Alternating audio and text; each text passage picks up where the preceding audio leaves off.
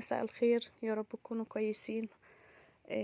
لو عايزين بقى تعملوا عيد ميلاد في البيت وتعملوا كل حاجة بنفسكم، تابعوني. بس لو أول مرة تشوفوني، أنا اسمي مادونا. يا رب القناة تعجبكم وتعملوا اشتراك ولايك وشير. يلا، أول حاجة نشوفها معانا هي طريقة الكب كيك.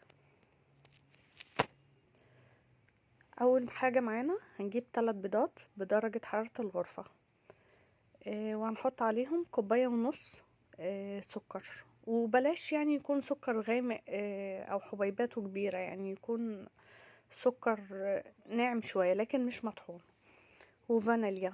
وهنبتدي نضربهم بالمضرب الكهرباء، وينفع عادي في الخلاط. المهم نضرب كويس لحد ما البيض يدوب، هو والسكر يدوبوا تماما مع بعض. لازم السكر يدوب تماما.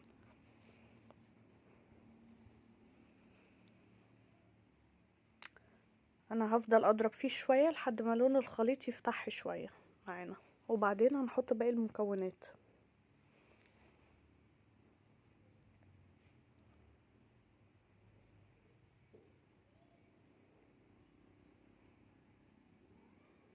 شوفوا الخليط بدأ حجمه يزيد ولونه يفتح من الضرب.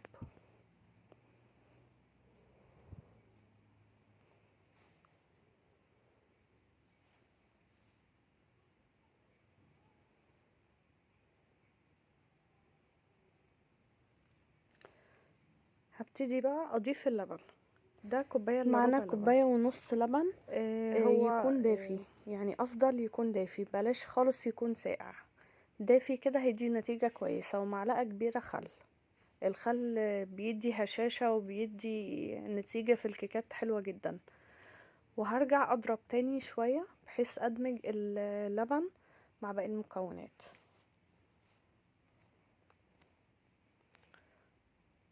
ومعانا 1.25 كوب زيت. بنزل بقى بيه كده سرسوب، يعني انزل بشوية واضرب، انزل واضرب.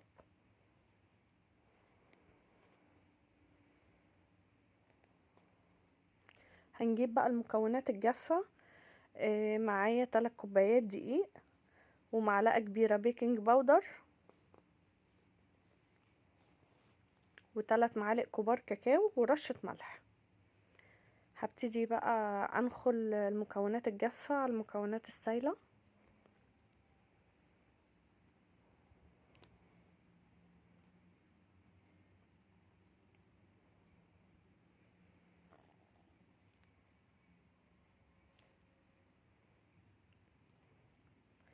لازم يا جماعة خطوة نخل المكونات دي في الكيكات وفي البسكوتات برضو مهمة جدا.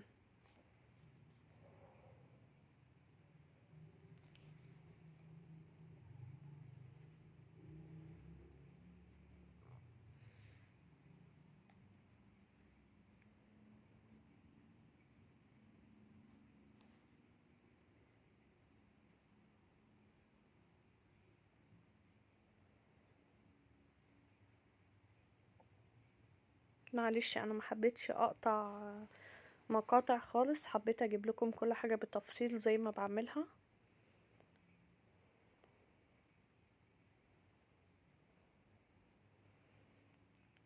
كده كمية الدقيق والكاكاو والبيكنج باودر كلها.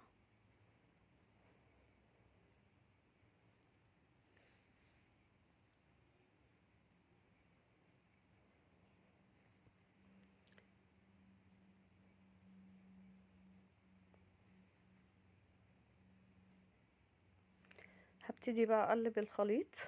هو مع الاسف البولة كانت صغيرة على كمية المقادير، فما كنتش عارفة اخد راحتي واقلبها خالص، فهبتدي ان انا انقلهم في بولة تانية اكبر. جبت بقى بولة اكبر وصبيت فيها الخليط كله، وهبتدي بقى اقلبهم كويس.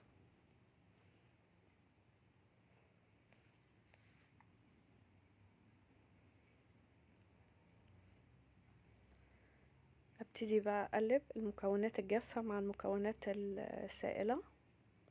لازم ادمجهم كويس مع بعض، ما يبقاش عندي اي كتل للدقيق خالص.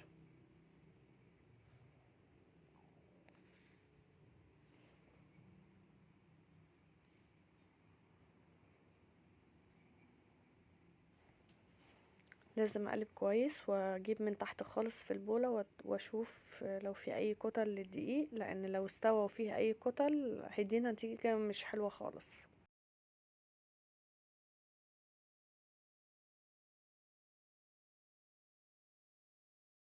وهبتدي اقلب تاني بالسباتيولا عشان اتاكد ان مفيش اي تكتلات في الخليط خالص، ويبقى الخليط ناعم معايا تماما. شوفوا هو كده ناعم، بس انا لاحظت ان فيه شوية تكتلات، فابتدي بقى اعملها بالسباتيولا.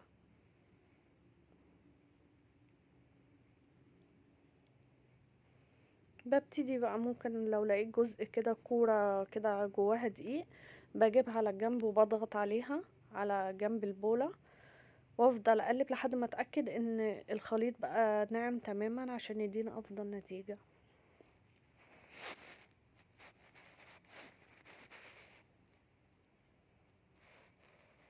جبت بقى صينية الكب كيك، وحطيت فيها الورق. المقدار ده يا جماعة طلع لي 27 قطعة كب كيك، حجمهم حلو جدا. انا للاسف كان عندي حاجة كده بحط في، يعني بستخدمها عشان اعمل الكب كيك، اصبه في القوالب، بس اتكسرت ولسه ما جبتش بقى حاجة تانية، فبستخدم المعلقة. المهم ان احنا نحاول نمسح المعلقة من تحت كويس عشان ما يبقاش فيه اي حاجة تيجي على صينية الكب كيك، عشان اي حاجة اي نقط كيك هتيجي هتعمل حروق. ولو اي نقطة وقعت على الصينية نفسها نمسحها بمنديل قبل ما ندخلها الفرن عشان ما تعملش حروق في الصينية وتضايقنا حتى في تنظيف الصينية بعد كده.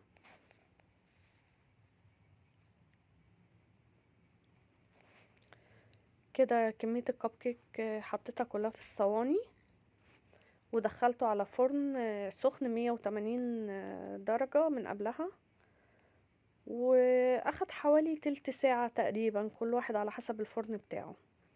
الكب كيك بقى طلع وبقى بارد. سيحت قطعة شوكولاتة، حط حوالي 150 جرام، وحطيت عليها حوالي معلقتين 3 زيت كبار، عشان انا عايزة قوام الشوكولاتة ما يبقاش ناشف، يعني عشان ده ابني كان هياخده لاصحابه في المدرسة، عشان لما يحبوا يقطموا في الكب كيك ما يتكسرش الشوكليت، ما تتكسرش، لا تبقى طرية معاهم مرنة. فعشان كده زودت عليه نسبة الزيت. ببتدي بقى اغطيه بالشوكليت، وهبتدي احط له سبرينكلز بقى علشان ازينه. وطبعا ممكن تعملوه بكريم شانتيه باي حاجة تانية، بس هما في المدرسة ما كانوش عايزين اي حاجة فيها كريمة تعمل يعني تعمل بهدلة عشان اطفال صغيرين.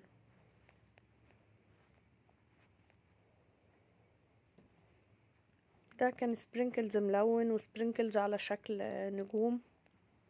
بتشكلي بقى بأي حاجة موجودة عندك اللي انتي حباه.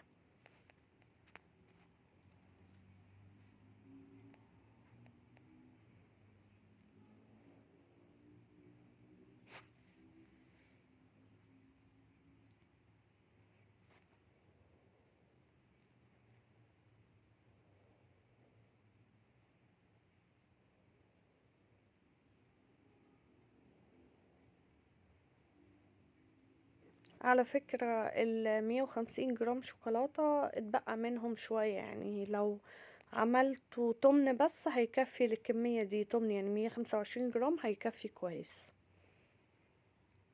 تمن وحطوا عليه معلقتين زيت كبار، 3 معالق زيت كبار، المهم الزيت يكون ملوش ريحة، الزيت يكون نوع كويس.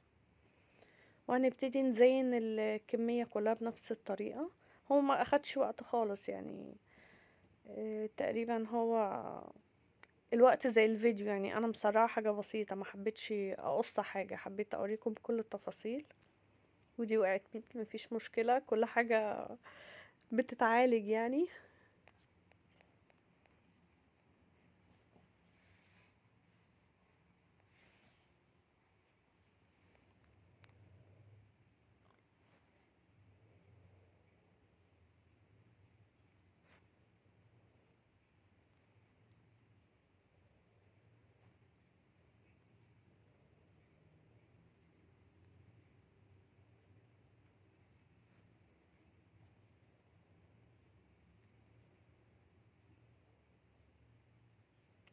اكيد بقى في ناس فنانين في التزيين وكده، بس انا كنت مستعجلة وكنت تعبت من الوقفة، فكنت يعني بعمل بقى بسرعة، يعني ما كنتش قادرة اقف.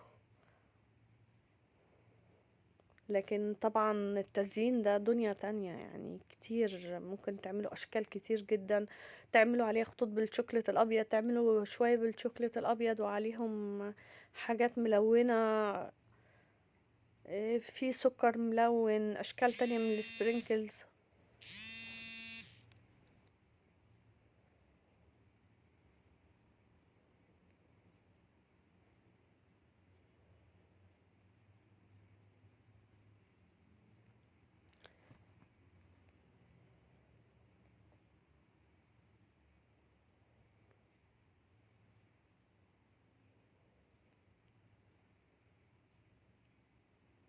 اتمنى تكون الطريقة سهلة والفكرة وصلتكم بسهولة، ولو في اي سؤال اكتبولي في الكومنتات.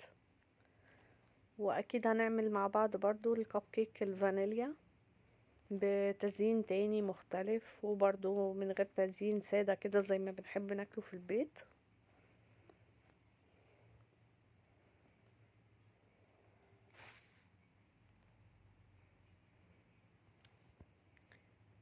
احنا هنا ب3 بيضات عملنا 27 قطعة، يعني البيضة تعمل لنا 9 كب كيك، حاجة ممتازة فعلا، وبرضو مكوناته اقتصادية جدا.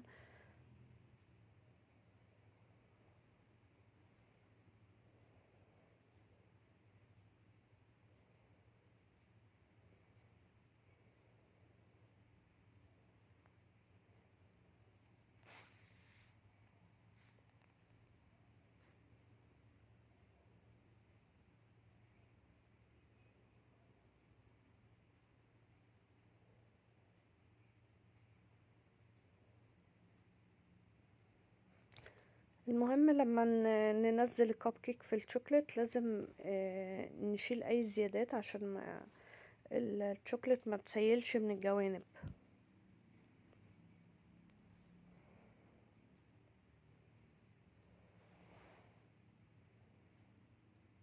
كده تقريبا يعني الكمية كلها اتعملت.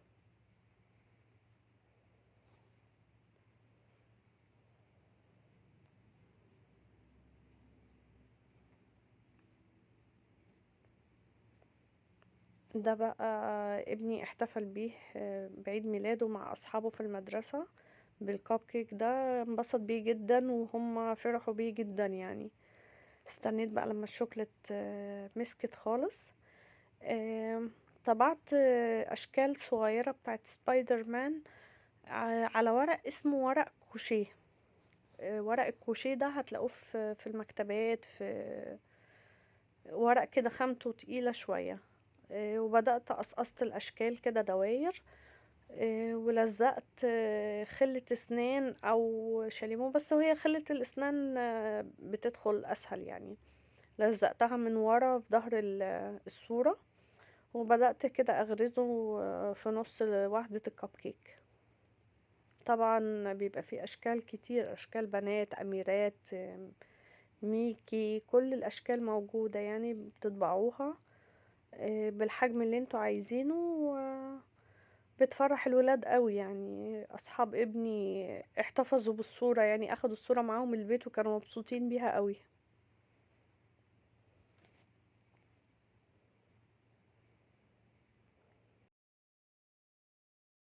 جبت بقى صينية الكب كيك وحطيت فيها الورق.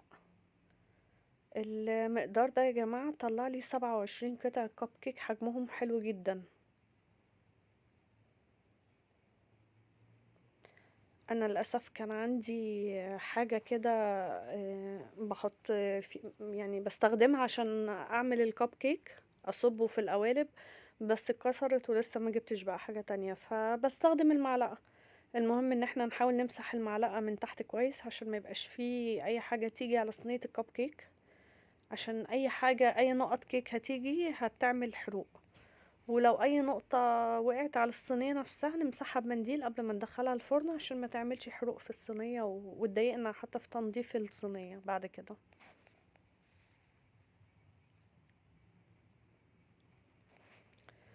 كده كمية الكب كيك حطيتها كلها في الصواني، ودخلته على فرن سخن 180 درجة من قبلها، واخد حوالي تلت ساعة تقريبا، كل واحد على حسب الفرن بتاعه. الكب كيك بقى طلع وبقى بارد. سيحت قطعة شوكولاتة، حط حوالي 150 جرام، وحطيت عليها حوالي معلقتين 3 زيت كبار، عشان انا عايزة قوام الشوكولاتة ما يبقاش ناشف، يعني عشان ده ابني كان هياخده لاصحابه في المدرسة، عشان لما يحبوا يقطموا في الكب كيك ما يتكسرش الشوكليت، ما تتكسرش، لا تبقى طرية معاهم مرنة. فعشان كده زودت عليه نسبة الزيت. ببتدي بقى اغطيه بالشوكليت، وهبتدي احط له سبرينكلز بقى علشان ازينه. وطبعا ممكن تعملوه بكريم شانتيه، باي حاجة تانية، بس هما في المدرسة ما كانوش عايزين اي حاجة فيها كريمة تعمل يعني تعمل بهدلة عشان اطفال صغيرين.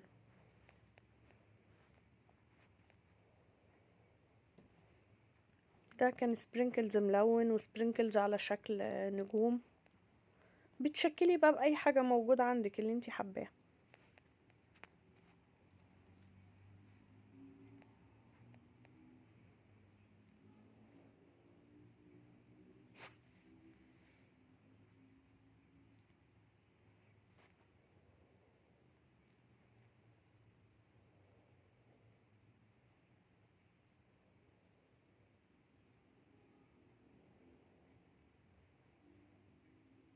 على فكرة 150 جرام شوكولاتة اتبقى منهم شوية، يعني لو عملتوا تمن بس هيكفي للكمية دي. تمن يعني 125 جرام هيكفي كويس. تمن، وحطوا عليه معلقتين زيت كبار، 3 معالق زيت كبار. المهم الزيت يكون ملوش ريحة، الزيت يكون نوع كويس. وهنبتدي نزين الكمية كلها بنفس الطريقة. هو ما اخدش وقت خالص، يعني تقريبا هو الوقت زي الفيديو، يعني انا مسرعه حاجه بسيطه، ما حبيتش اقص حاجه، حبيت اوريكم كل التفاصيل. ودي وقعت مفيش مشكله، كل حاجه بتتعالج يعني.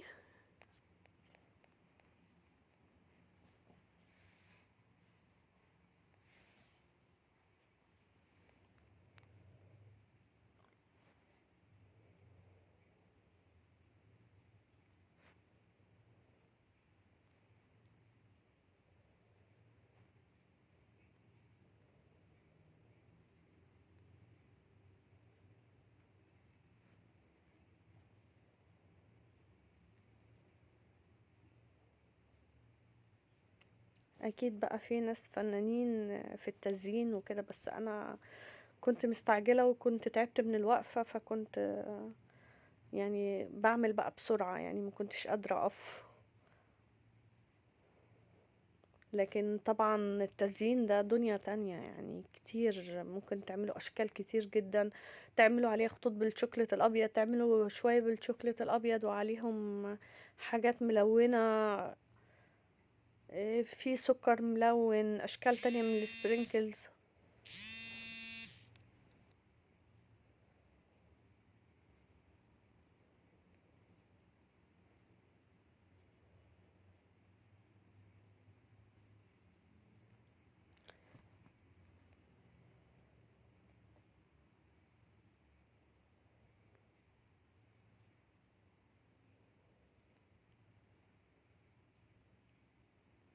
اتمنى تكون الطريقة سهلة والفكرة وصلتكم بسهولة، ولو في اي سؤال اكتبولي في الكومنتات.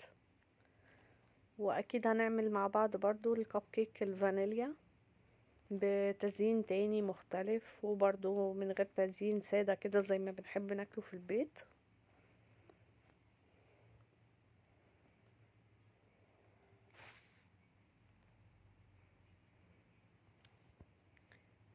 احنا هنا ب3 بيضات عملنا 27 قطعة، يعني البيضة تعمل لنا 9 كب كيك، حاجة ممتازة فعلا، وبرضو مكوناته اقتصادية جدا.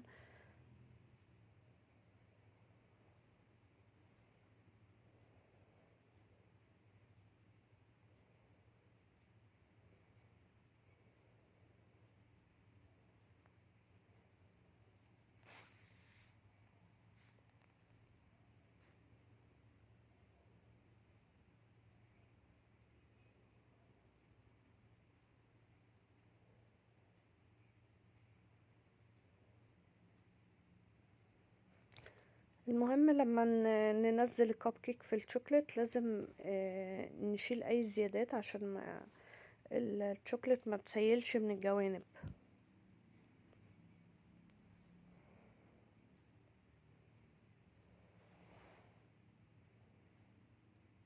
كده تقريبا يعني الكمية كلها اتعملت.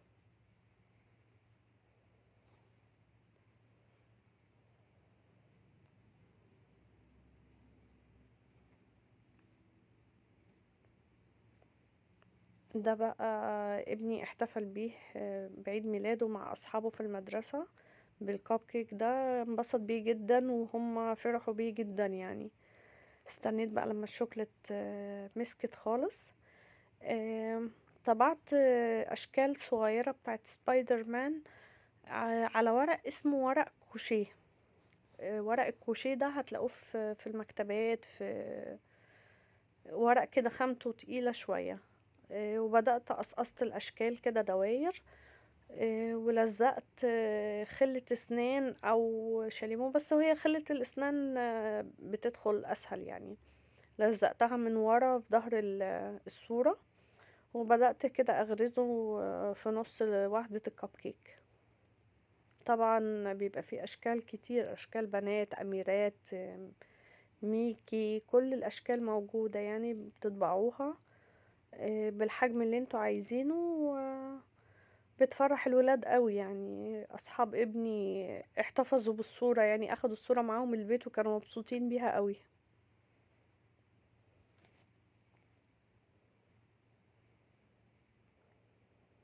معانا تاني وصفة في وصفات عيد الميلاد، هو الاكلير او جاتو الاكلير، كلنا طبعا بنحبه. اول حاجة نجيب حلة على النار، حطيت فيها كوباية مية، وحطيت تقريبا ربع كوباية زبدة متقطعة قطع صغيرة، يعني حوالي من 40 ل50 جرام يعني الزبدة. وهزود معاهم معلقتين زيت. انا حاولت ان انا اعمله اقتصادي قدر الامكان، يعني المفروض ان بيتحط كمية نص كوباية زبدة، بس طبعا الزبدة بقت غالية جدا، فحاولت ان انا اخليه اقتصادي وفي نفس الوقت النتيجة بتطلع ممتازة. ومعانا معلقة سكر. انا طبعا مولعة عليه البوتاجاز، ورشة ملح، حوالي نص معلقة ملح صغيرة، ومعلقة سكر، وربع كوباية زبدة، ومعلقتين زيت كبار، وكوباية مية. وهخليهم لحد ما الزبدة تسيح والمية تبدأ تدخل في الغليان.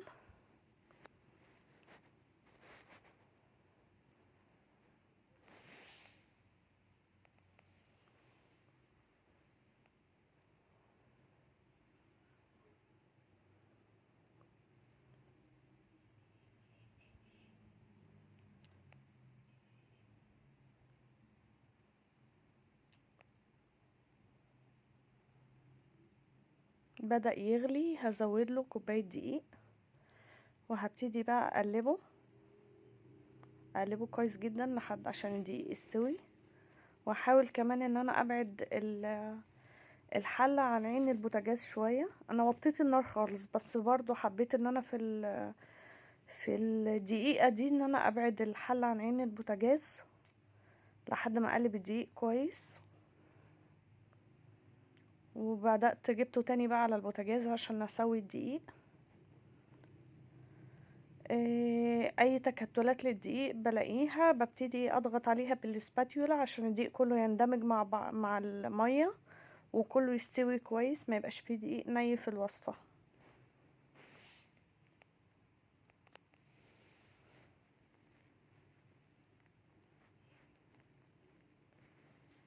هي بتاخد على البوتاجاز تقريبا 3 دقايق، يعني الموضوع سريع جدا يعني ما اخدش وقت خالص. هي كده تقريبا خلاص استوت.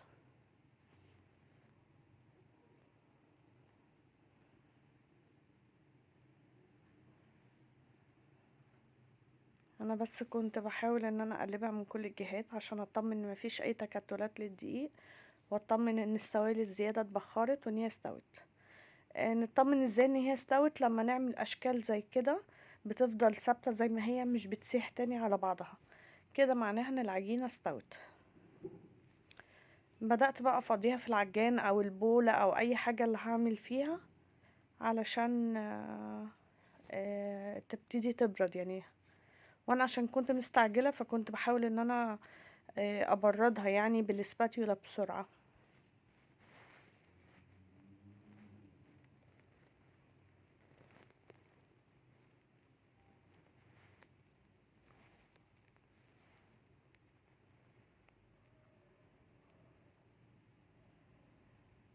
هي كده كانت تقريبا بردت خالص، بس حبيت اقلبها تقليبة بالعجان عادي. ينفع نعملها بمضرب البيض، واوقات كنت بعملها بايدي بس انا دراعي تعبني فعملتها في العجان. المهم انا حبيت اتاكد ان هي بردت تماما. انا مجهزه 3 بيضات حجمهم كبير وفانيليا. بنزل ببيضه بيضه، ما ينفعش انزل كل مره واحده، انزل ببيضه واخلط كويس لحد ما البيضه تختفي، بنزل بالبيضه اللي بعدها وهكذا. في انواع دقيق بتحتاج بيضه رابعه، بس المقدار بتاعي ده دايما بعمله بيطلع بالتلاتة مظبوطين. بس المهم حجم البيضة كانت كبيرة، وهوريكم برضو المفروض شكل العجينة بيكون ازاي.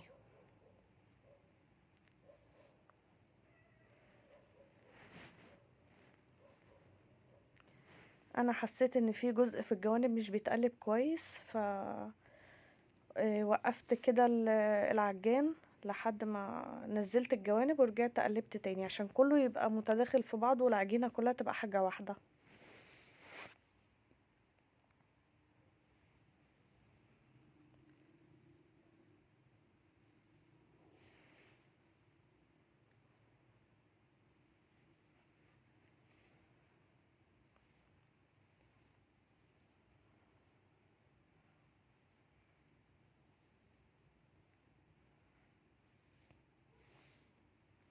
كده العجينة بقت تمام. شوفوا هتلاقوها كده ناعمة وفيها مطة كده. انا حاولت اجيب جزء من العجينة عشان تشوفوا القوام بتاعها المفروض بيبقى ازاي.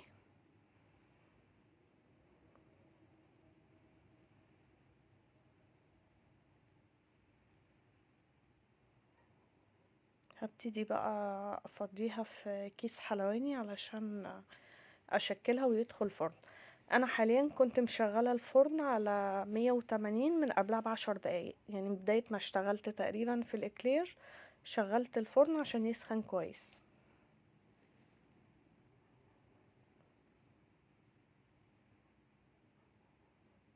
شوفوا العجينة ناعمة خالص ازاي. الاكلير بتبقى العجينة بتاعته شديدة شوية، فبيبقى محتاج يا كيس حلواني اللي هو المشمع التقيل او القماش. بس انا بقيت بفضل حاجة اللي هي استخدام مرة واحدة.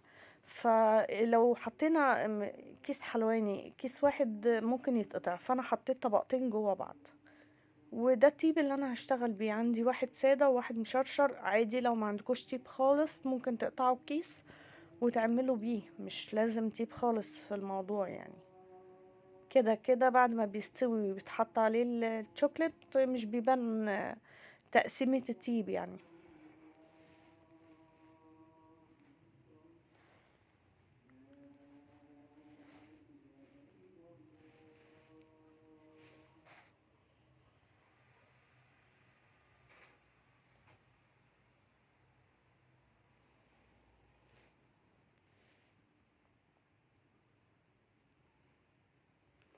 جبت صاج بتاع الفرن وحطيت عليه ورقة زبدة، بس هي النوع الورق الزبدة ده لزق، فكان محتاج ان هو لزق شوية يعني. انا كنت بسلكه بالعافية. محتاج ان هو لو ورق مش ضامنينه ممكن ندهنه بفرشة زيت كده اضمن. بس انا بصراحة اعتمدت على ورق الزبدة بس ما كانش نوع كويس. ببتدي اعمل خطوط تقريبا طولها من 10 ل 12 سنتي طول الاكلير، واسيب مسافات بينهم عشان هو حجمه بيكبر طبعا. انا بس ممكن تلاقوه مهزوز شوية لان انا ايدي بيبقى فيه رعشة شوية في ايدي. بس بعد ما استوى وعملته بالشوكليت مع يعني الرعشة او الهزة يعني اللي كانت في صباع الاكلير لا ما كانتش ما ظهرتش، يعني الشوكليت دارت عليها. فما تقلقوش يعني لو انتوا بتشكلوا حسيتوا ان في اي عيوب، هتلاقوا بعد تزيين العيوب بتاعتها كلها هتداري يعني. شوفوا مقدار صغير، كوباية مية عمل لنا كمية قد ايه.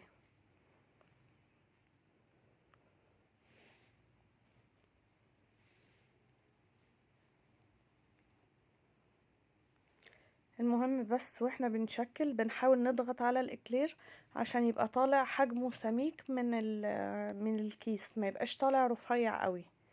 يعني انا كنت بضغط، مش مجرد بخرجه بس من الكيس، لا كنت بضغط كمان عشان سمكها يبقى تخين شوية، عشان ما يطلعش بعد التسوية صباع كده رفيع خالص، مش هيبقى حلو.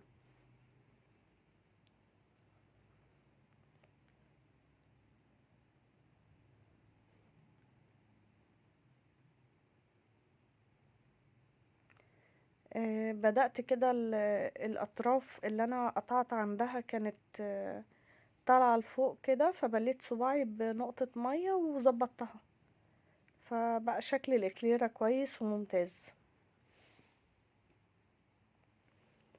اتبقى حتة عجينة بقى صغنونة خالص، فعملت بيها 2 من المدورين. حطيته استوى، بياخد حوالي 45 دقيقة ل50 دقيقة مش أقل، وطفيت عليه وسبته 5 دقايق جوه الفرن. علشان بس يعني ما يهبطش، ابقى مطمنة. انا الفرن عندي هادي شوية، فسبته على 200 حوالي 10 دقايق، وبعدين نزلته على 180. لكن لو الفرن عندكم عالي خلوه على 180 المدة كلها، بس مش هياخد اقل من 45 دقيقة.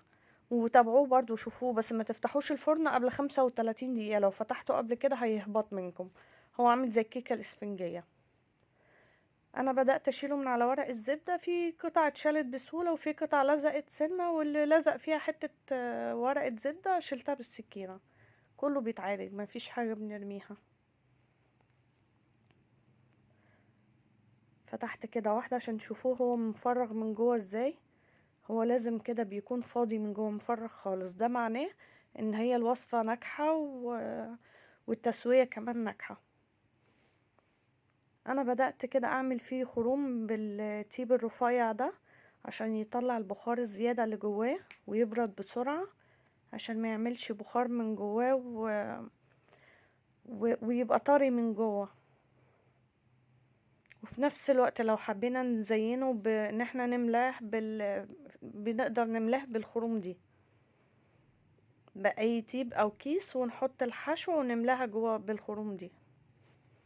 ولو ما عندناش تيب بنعمله عادي بسكينة، مش لازم تيب. هوريكم دلوقتي ازاي.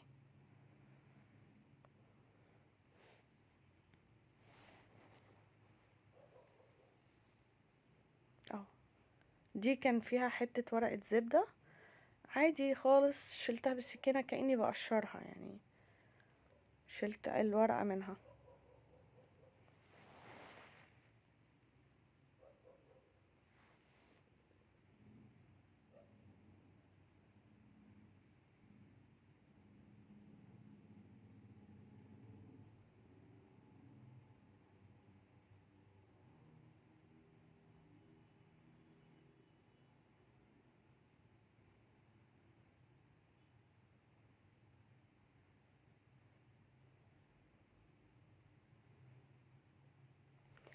انا كنت عاملاه اليوم اللي قبل عيد الميلاد، فانا مينفعش احشيه واسيبه لتاني يوم.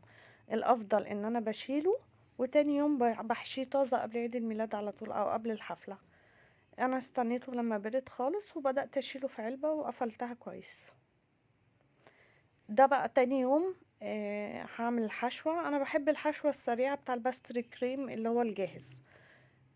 انا جبت كوباية باستري كريم حوالي تمن تقريبا، وبدأت احط لها المية بالتدريج. كوباية الباستري بالظبط خدت معايا حوالي كوباية وربع. اداني قوام كان كويس، ما كانش خفيف قوي انه يسيل جوه الاكلير، ولا كان تقيل قوي، كان قوام المتوسط.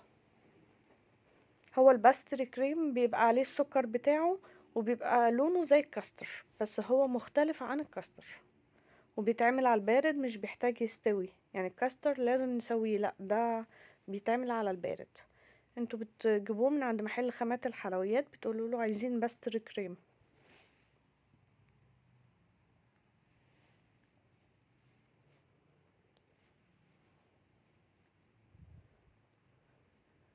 انا كده كنت خلاص وصلت للقوام كويس اللي انا محتاجه له.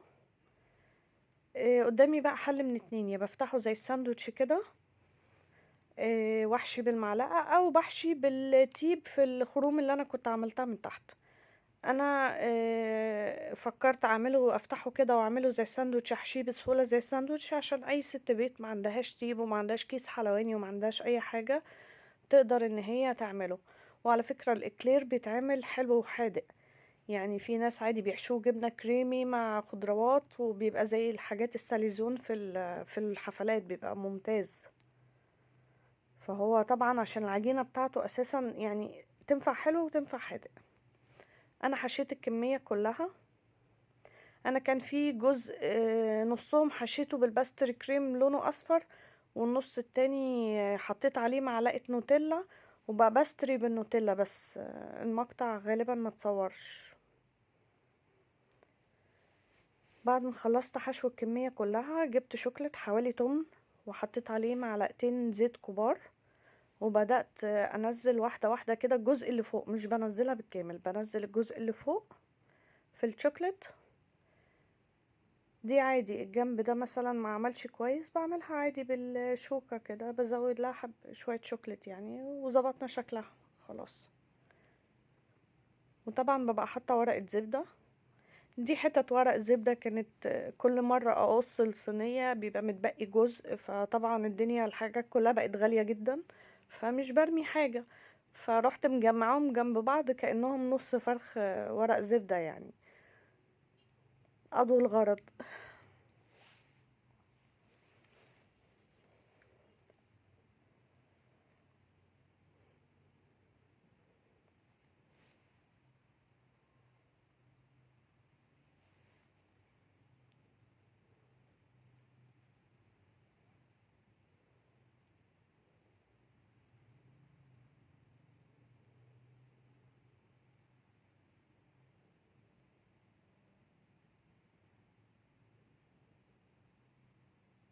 شوفوا شكله ظبط، ما بانش فيه اي عيوب خالص. الشوكليت دارت على اي حاجة، وبقى شكله زي الجاهز اللي بتجيبوه من بره بأقل من ربع التمن يعني.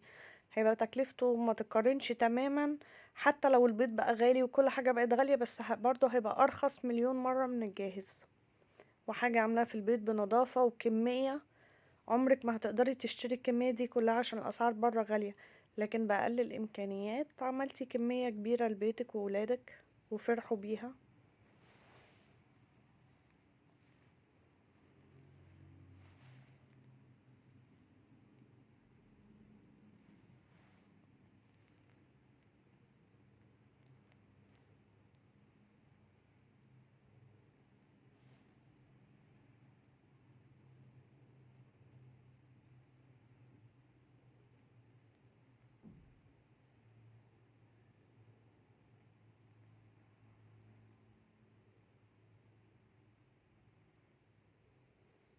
انا حبيت اعمل معاكم الكمية كلها عشان تشوفوا ان الموضوع سهل، ما بياخدش وقت خالص. هنا كان في جنبي بندقتين محمصين، كسرت كده بالسكينة واحدة، ويعني الإكليرة دي أخدت بندقية واحدة، كسرتها كده وحطيتها زي خط بالطول. بتعملوا بقى أي شكل انتوا عايزينه يعني، ده بتاعكم، كل اتنين بشكل تعملوه كله شكل واحد، أي حاجة.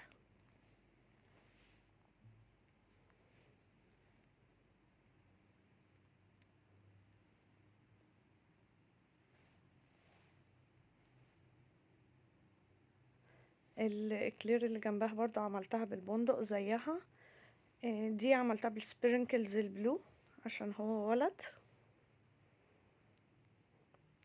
هنا بقى سيحت حوالي معلقتين شوكولاتة بيضة، يعني انا سيحت شوية صغننين جدا وحطيتهم في كيس تلاجة، وهفتحه بالمقص كده. هما كانوا قليلين وجم على اخر واحدة ما كانوش مكافيين، بس انا ما حبيتش اعمل كمية وتتبقى، لان دلوقتي حرام ان احنا نبقى اي حاجة ممكن تترمي او كده. فعملت بسيط خالص على قد اللي يكفي.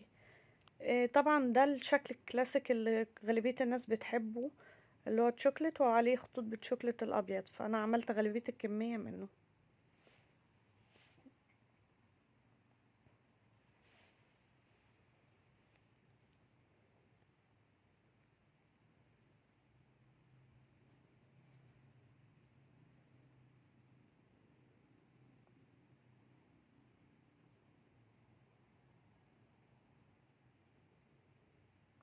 وبرضو الشوكليت الوايت انا حطيت عليها برضو معلقة زيت، او تقريبا نص معلقة زيت، لان هي كانوا شوية يعني حتة شوكليت صغنونة خالص يعني.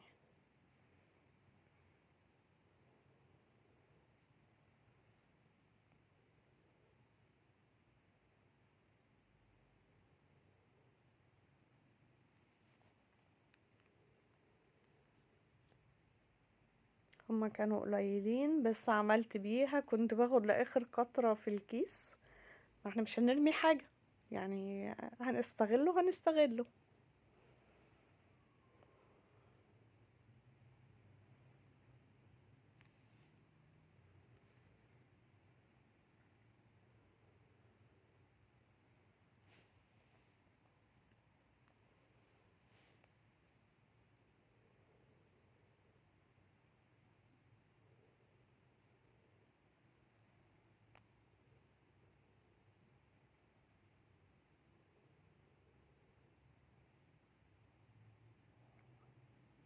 حبيت كده اعمل خطوط بالسكينة، بس بالشوكليت الوايت، بس هي كانت بدأت تجمد تقريبا شوية، ما ادتش النتيجة اللي انا كنت عايزاها يعني.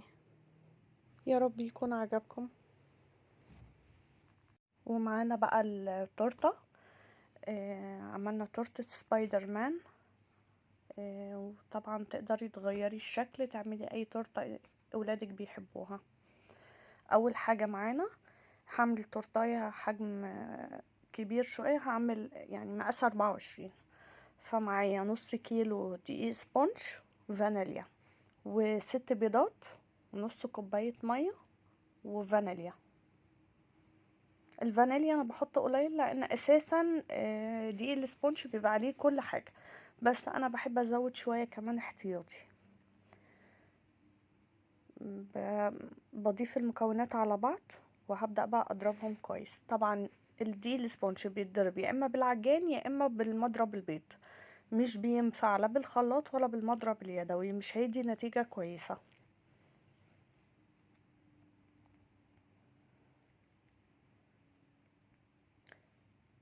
بضربه الاول على سرعة هادية بس المكونات تتخلط مع بعض، وبعد كده بعلي السرعة.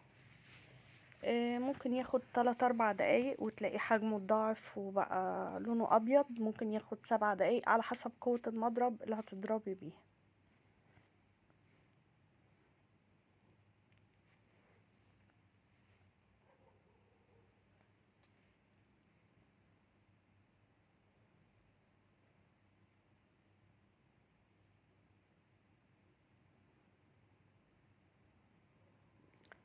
بدأت بقى هنا ازود السرعة عشان يضربوا كويس. هنلاقي الخليط تقريبا حجمه بقى الضعف او اكتر، لونه فتحي خالص بقى زي الفوم كده. هتشوفوه معايا وانا بصبه في الصينية.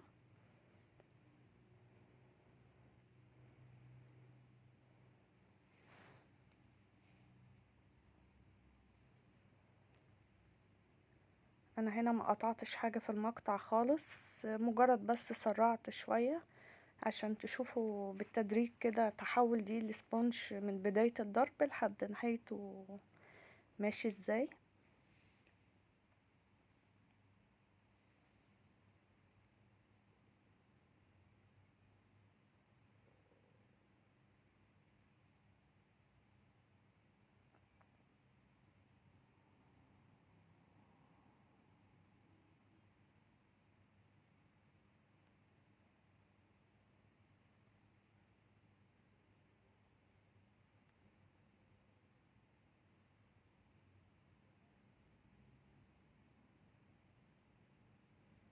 شوفوا ملى البولة للاخر لفوق ازاي، الكمية كانت قليلة. الخليط ارتفع في البولة لفوق خالص.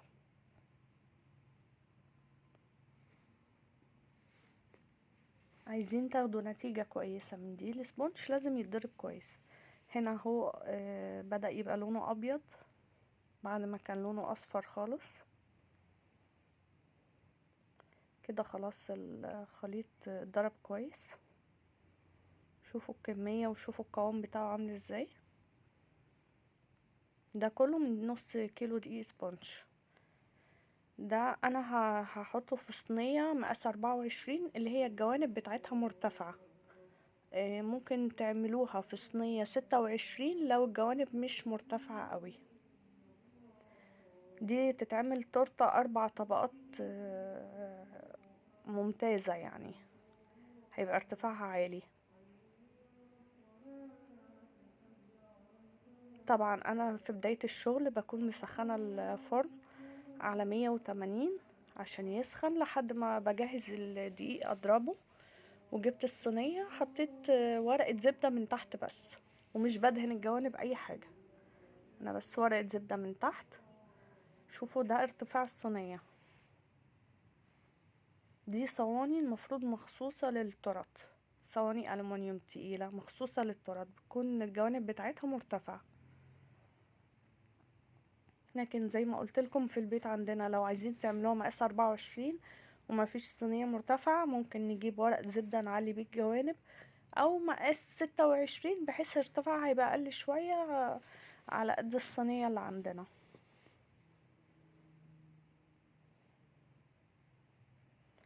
طبعا اي فتفوتة عجين في الاسباتيولا في البولة لازم كله نستغله، يعني ما نسيبش حاجة نرميها. ولو اي بواقي كيك، عجينة الكيك على الجوانب بتاع الحلة لازم نمسحها بمنديل علشان ما تعملش اي حروق في الفرن. لازم ننضف الصينية خالص. وببتدي كده اخبطها كام خبطة على الرخامة علشان لو في اي فراغات هوا كبيرة تطلع بره، عشان الكيك تبقى ناعم كده ومفهوش فراغات كبيرة. اخد في الفرن حوالي 45 دقيقة 40 دقيقة بنتابعه. بعد 35 دقيقة بنبدأ نشوفه ونختبره بسكينة حرفها رفيع او خلة اي حاجة. انا استنيت بردت شوية وبعدين سلكتها كده من الجوانب بالسكينة، وطلعت اهو زي ما انتوا شايفين بمنتهى السهولة، ومكنتش دهنة الجوانب. الارتفاع بتاعها شايفين قد ايه، وطبعا اسفنجية فظيعة من جوه، طرية جدا. ببتدي بقى، ده كان قبل عيد الميلاد بيوم، ببتدي بقى اغلفها كويس جدا ان ما يبقاش في اي مجال ان يدخلها اي هوا. بغلفها وبيتها على رف التلاجة عشان تاني يوم اقدر اشتغل فيها من غير ما تفرول وتبقى كويسة. معلش هي بكرة التغليف كبيرة تقيلة قوي، فمش ببقى عارفة اشيلها واتحكم فيها بسهولة. انا عادي سبتها بورقة الزبدة، وببتدي بقى احاول ان انا اغلفها كويس بحيث ما يدخلهاش اي هوا، عشان طبعا هي لو مش متغلفة كويس واتشالت في التلاجة هتنشف جدا. بقفل كده الجوانب على بعض.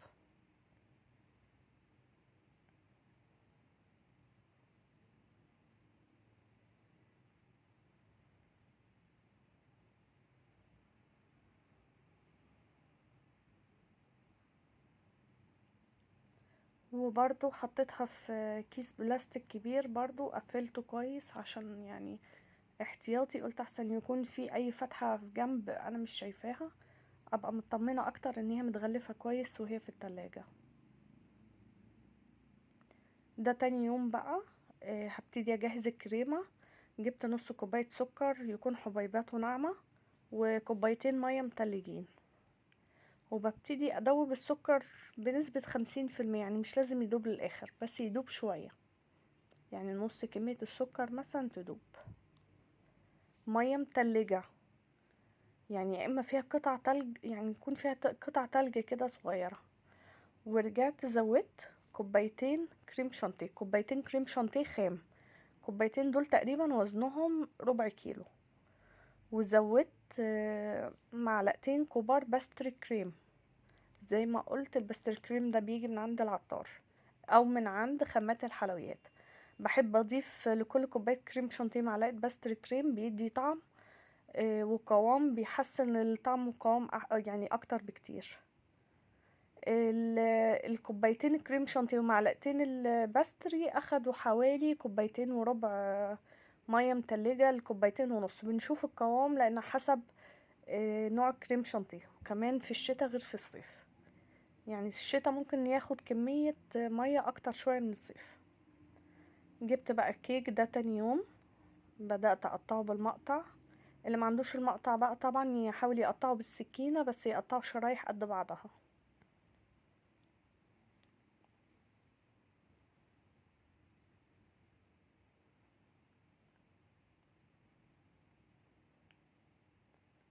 شوفوا طلعوا 4 شرايح.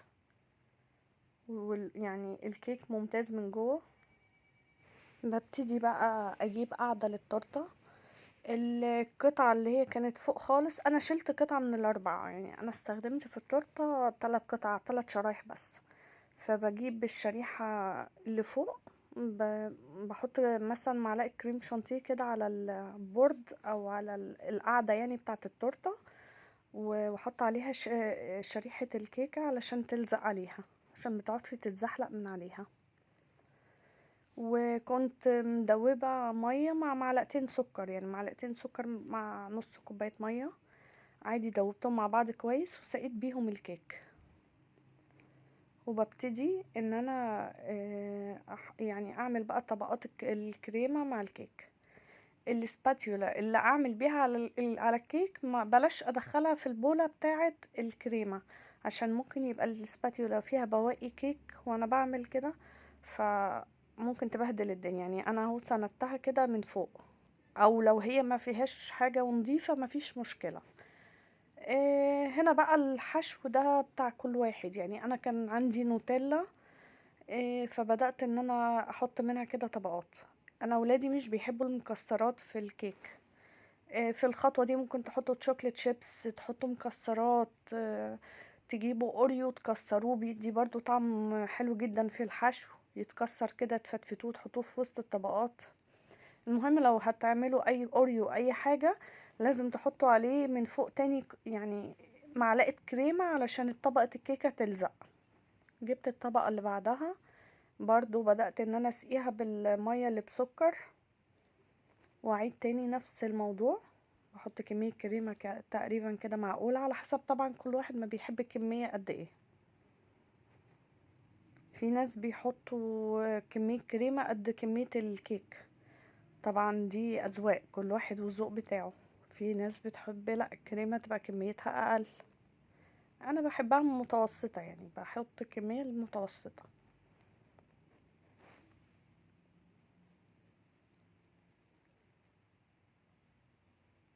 طبعا لو ما عندكوش سباتيولا زي كده تفردوا بيها الكريمة عادي جدا، بتجيبوا مسطرة من المكتبة تغسلوها وتخصصوها للمطبخ عندكم، ما تستخدموهاش خالص بقلم رصاص، ما تخلوش الولاد يستخدموها.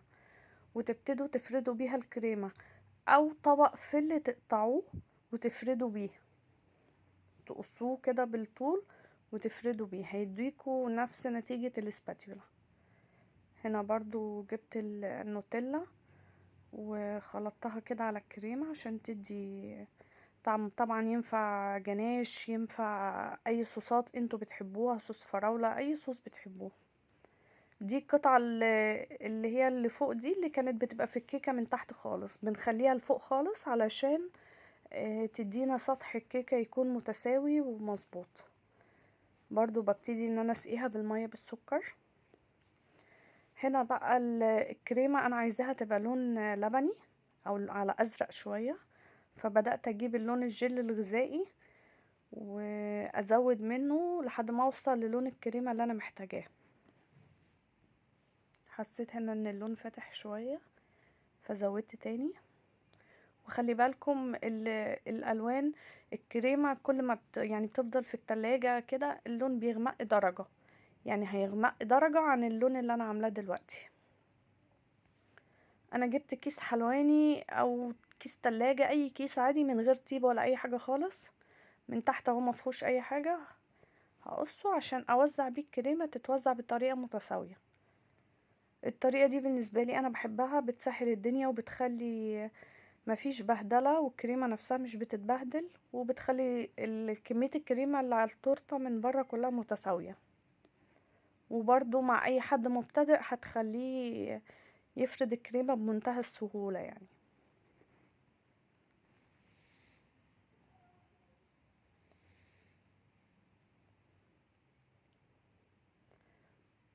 هنا بقى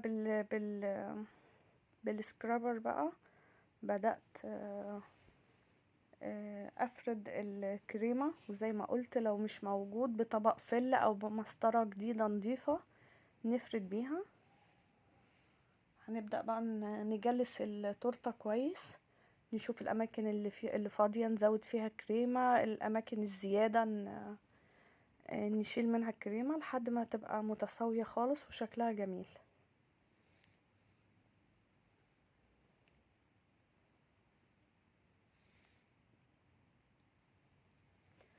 وطبعا كل مرة كنت بحاول ان انا اغسل، بروح بغسل السكرابر ده بمية سخنة، وبسيبه بميته يعني مش بنشفه، بغسله بمية سخنة وابتدي اجلس بيه. لما بيتغسل بمية سخنة بيخلي الكريمة تنعم وتتفرد كويس على التورتة.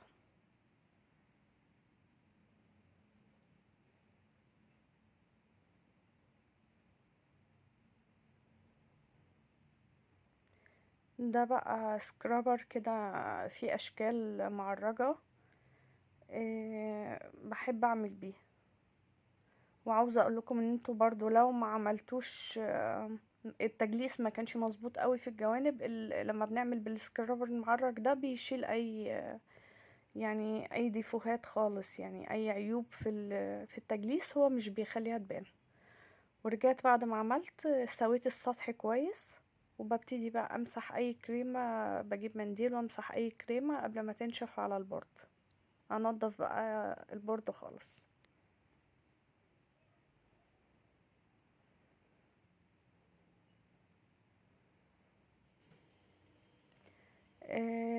دي بقى حروف ورق ترانسفير بيبقى عليه حروف وارقام، بنصب فيه الشوكولاتة وتجمد في التلاجة وبعد كده نطلعه. فانا عملت الحروف بتاعت اسمه وبدأت اعملها كده على التورتة.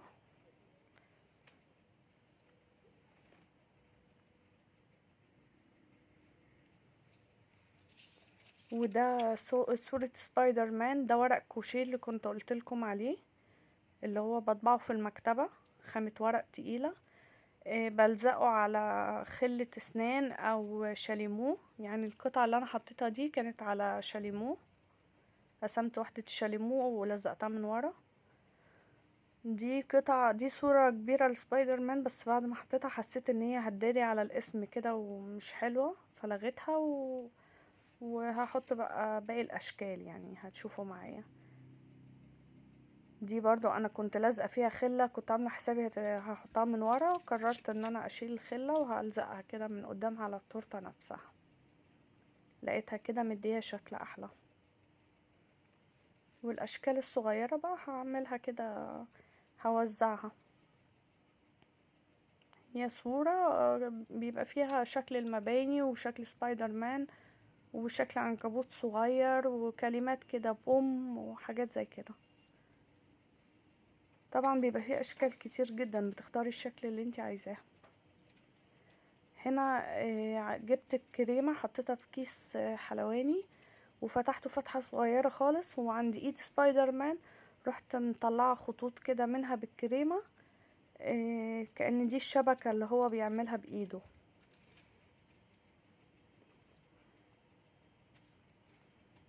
ببتدي بقى لو في حاجة مش مظبوطة ببتدي اظبطها، يعني في الكريمة في زيادات اي حاجة ببتدي ان انا اظبط الشكل بتاعها. الموضوع بيبقى سهل خالص يعني. اخر صنف معانا في اصناف عيد الميلاد هو الساليزون. الساليزونات الحادقة اللي بنشتريها بفلوس كتير جدا من محلات خامات الحلويات. انا عملتها باسهل طريقة وابسط حاجة. جبت توست بني وتوست ابيض، طبعا ده حسب الرغبة، تجيبوا اللي انتوا حابينه. انا دمجت اللونين مع بعض عشان يعني يدي لون وشكل كويس. ببدأ اشيل الحروف بتاعة التوست خالص، بس بحاول يعني ان انا مهدرش فيه، فبشيل الحروف كده بسيط خالص فيها، ما تدخلش على قطعة التوست نفسها.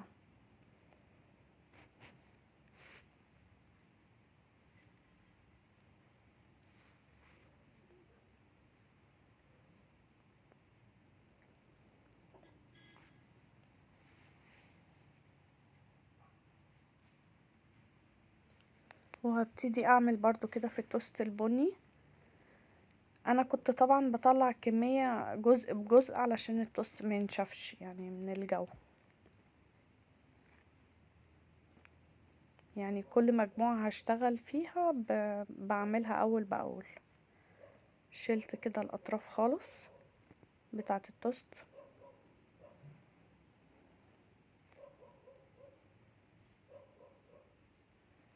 ببتدي بقى انا بجيب اي نوع جبنة كريمي او جبنة فيتا او اي حاجة، بس هي مجرد كمادة لاصقة للحاجات.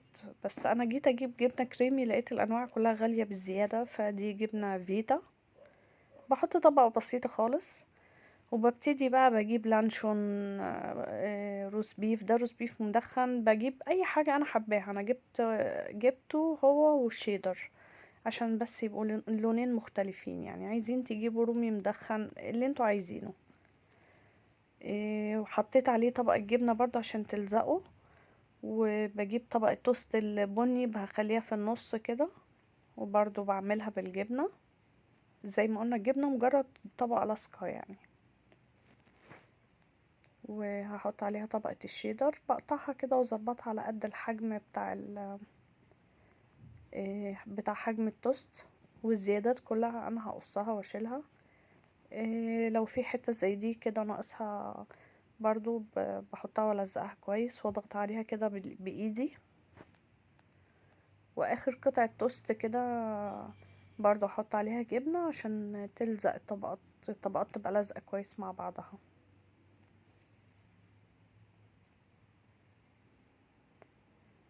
بضغط كده ضغطة بسيطة. وببتدي بقى اقص الزيادات. ده مقص خاص بالمطبخ، مش بستخدمه لاي حاجة تاني. قصيت الزيادات وبقى بالشكل ده. التانية برضو هعملها بنفس الطريقة نفس الخطوات.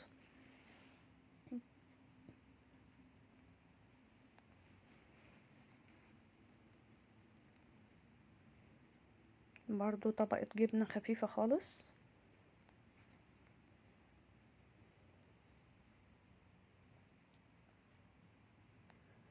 وعليها طبقة اللانشون او الروز بيف او اي نوع جبن انتوا بتحبوه.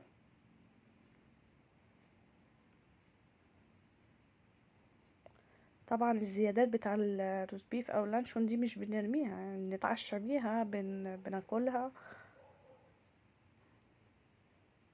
مفيش حد بيرمي حاجة دلوقتي. برضو بعمل طبقة جبنة على التوست والزقها على الروز بيف. واعمل كريم جبنة تاني واحط طبقة الجبنة الشيدر.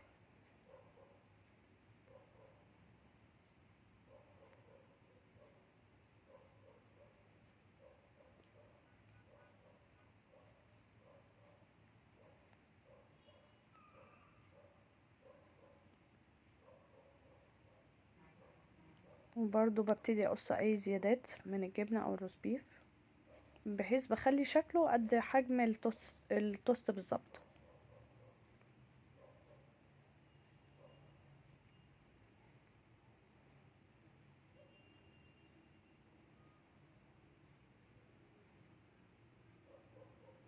كده دي تاني واحدة. جبت بلاستيك غذائي وهغلفهم. ده كان قبل عيد الميلاد بيوم. جهزت الحاجات وبيتها في التلاجة عشان يبقوا يلزق الطبقات تلزق في بعض كويس، واقدر اقطعهم تاني يوم بسهولة. طبعا بغلفه كويس جدا عشان ما يدخلوش اي هوا وينشف في التلاجة. ده برضو هنعمل شكل تاني.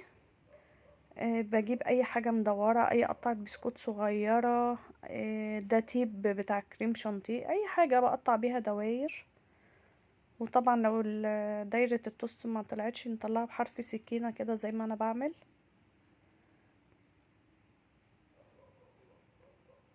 بنحاول يعني ناخد من شريحة التوست اكتر كمية دواير، ما نهدرش منه. وبرضو جبت التوست البني، بدأت اقطعه بنفس الطريقة عشان برضو اشكل توست بني مع ابيض عشان يبقوا ملونين مع بعض حلو.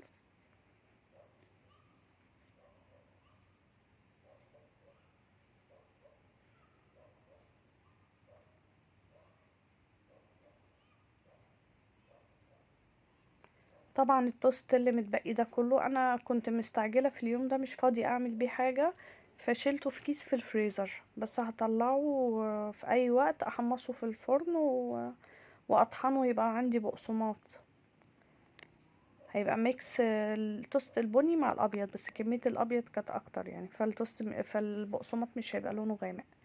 برضو جبت الروز بيف، بدأت اقطعه بنفس الطريقة دواير برضو.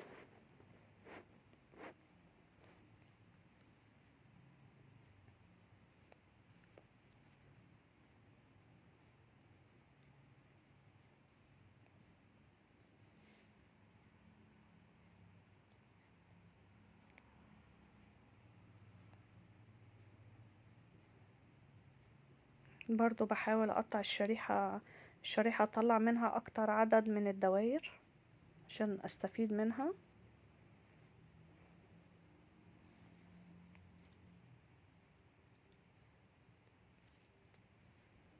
وبرضو الجبنة الشيدر اقطعها برضو دواير، كلهم يبقوا نفس الحجم عشان لما ارصهم فوق بعض يبقوا شكلهم كويس، ما اقعدش اقص تاني بالمقص.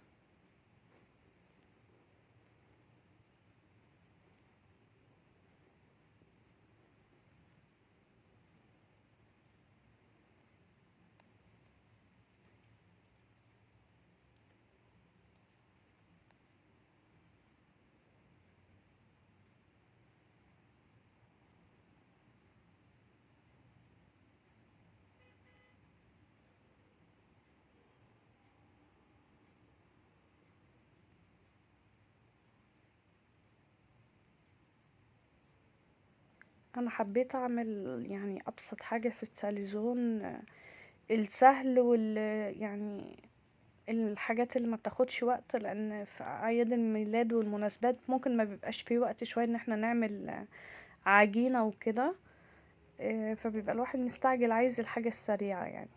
فانا عملت الحاجة اللي هتاخد معايا اقل وقت، لكن مرة تاني هنعمل مع بعض بإذن الله الساليزونات اللي بالمعجنات اللي في البيت. وهنعمل برضو التوست في البيت.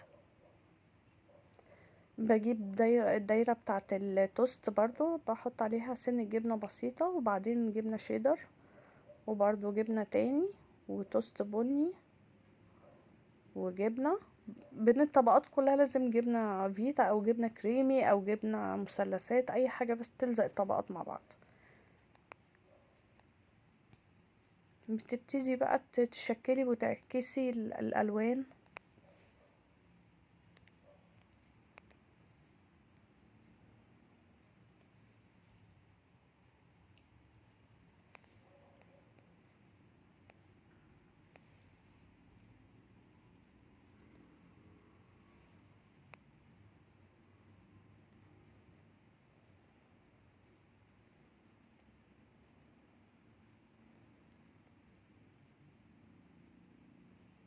فعلا ما اخدوش وقت خالص، وعملوا كده شكل جميل كأننا جايبينه من محل سعره غالي هنا. وبرضو غلفت التانيين اللي هما المدورين دول، غلفتهم كويس بالتغليف جبت هنا برضو توست بني وابيض وبدأت اشيل الاطراف بتاعته.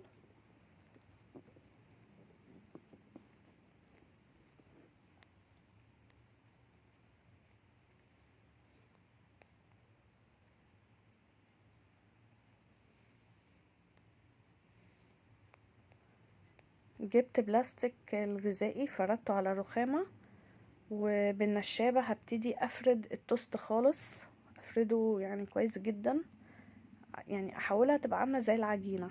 بس هو التوست ده مع الاسف كان نوعه، رغم ان هو كان نفس انتاج نفس اليوم، بس النوع ده اول مرة اجربه. كان ناشف شوية، بيتقطع سنة معايا، بس يعني عالجناه. هوريكم ازاي لما ببيته وبضغطه كويس بالبلاستيك بيثبت يعني. لكن جودة التوست ما كانتش افضل حاجة. انا بحاول معرفتش الزقهم كويس مع بعض عشان هو كان ناشف شوية. ده سوسيس انا كنت سلقاه. ببدأ كده اعمل طبقة جبنة خفيفة خالص، بس عشان زي ما قلنا دي مادة الصمغ بتاعتنا.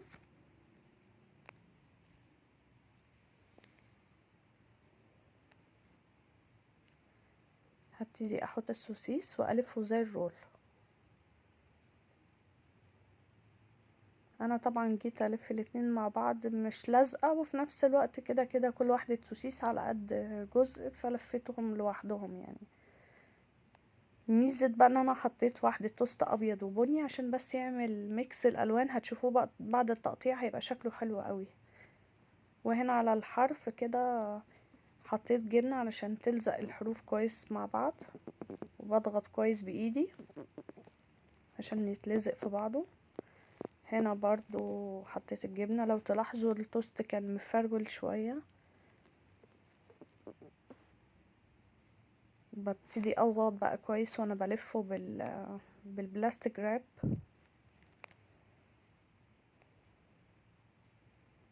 بقفله كده من الجوانب زي البونبوني.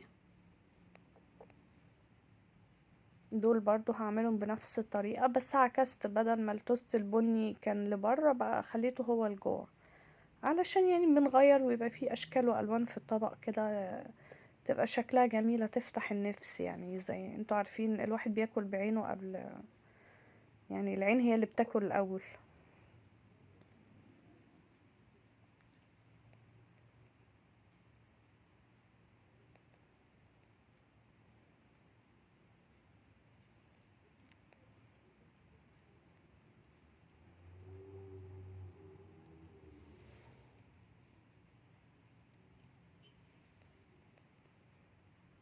برضو ببتدي زي الرول اللي قبله. بقفله كويس جدا بالبلاستيك، والبلاستيك بس كان لزق على الرخامة جامد فما كانش راضي يطلع معايا. هبتدي بقى الف واضغطه كويس بالبلاستيك عشان يخليه يمسك في بعضه، واقفله كويس برضو من الجوانب. رصيت بقى انتي طبعا بتعملي الكمية اللي انتي بتحبيها او محتاجاها. انا رصيت اللي انا عملتهم، ورجعت بعدها زودت شوية، بس ما كنتش صورت اللي زودته. ده بقى تاني يوم قبل الحفلة تقريبا بنص ساعة، يعني قبلها على طول علشان ما اسيبش الحاجات تنشف. بدأت بقى اقطع. ده التوست اللي معمول 3 طبقات، هبدأ اقطعه 4 مثلثات. شوفوا بقى اللون البني، التوست البني مع الابيض عاملين شكل حلو.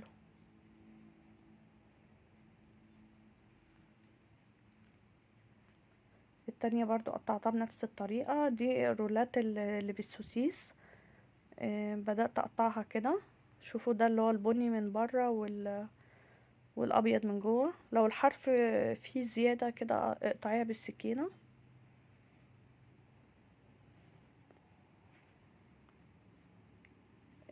ده فلفل رومي احمر، ما كانش عندي زيتون شرايح كده، او بطماطم. يعني بنزين الساليزون بأي حاجة عندنا بس تدي شكل. ورصيته كده في الاطباق. اتمنى تكون الوصفات عجبتكم، ولو الفيديو عجبكم ما تنسوش بقى اللايك والشير وتشتركوا في القناة وتفعلوا الجرس.